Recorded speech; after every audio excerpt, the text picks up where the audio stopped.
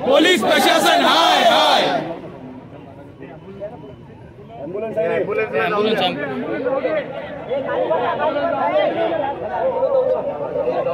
ॲम्ब्युलन्सला जायला जागा करा, फक्त ॲम्ब्युलन्सला जायला जागा करा। आंदोलनानंतर कारण त्यासाठी 48 तासापूर्वी वासरूचं डोकं रत्नागिरीच्या रस्त्यावर पडलेलं, त्याच्यानंतर गोरक्षक जमले, हिंदू समाज जमला, पोलीस स्टेशनमध्ये तक्रार घेऊन गेला। पोलिसांनी आम्हाला सगळ्यांना आश्वासन दिलं की 48 तासामध्ये आरोपीला शोधू, त्याच्यावरती कडक कारवाई करू। 48 तासही पूर्ण झाले आणि आज जेव्हा पोलिसांना आम्ही विचारलं आरोपी पकडला गेला का, तर एक कोणतरी आरोपी त्यांनी काल संध्याकाळी पकडला असं म्हणणं पोलिसांनी आम्हाला सांगितलं। त्याच्यावरती कुठला सेक्शन लागला, तो कोण आहे आम्हाला माहीत नाही, कारण का 2 दिवसामध्ये अशा अफवा आल्या, काही डिजिटल मीडियामध्ये पण अशा अफवा आल्या की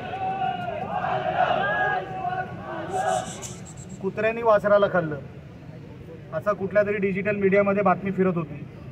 आम्ही पोलिसांना विचारलं, जो कोण तुम्ही पकडलाय तो कुत्रा पकडलाय की माणूस पकडलाय, तो अगोदर स्पष्ट करा। पोलीस नाव सांगायला तयार नाही। तुम्ही हजर का केलं नाही आम्ही विचारलं तर अजून हजर केलेला नाही। 48 तास झालेले आहेत, आम्ही आंदोलन करणार हे पोलिसांना माहीत होतं, हे आंदोलन उग्र होणार हेही पोलिसांना माहीत होतं, आम्ही नुसतं आश्वासनावर थांबणार नव्हतो हेही पोलिसांना माहीत होतं।